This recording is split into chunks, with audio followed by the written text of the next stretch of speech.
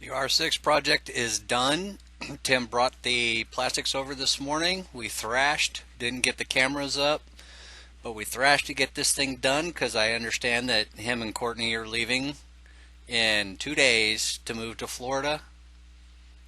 I'm ecstatic with how the bike came out. Tim, you did an amazing job putting the fairings on. All I did was support and some soldering.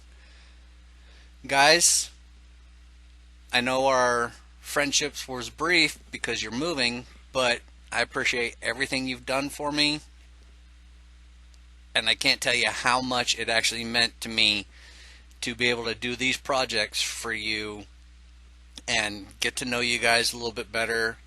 I wish you all the best of luck in Florida.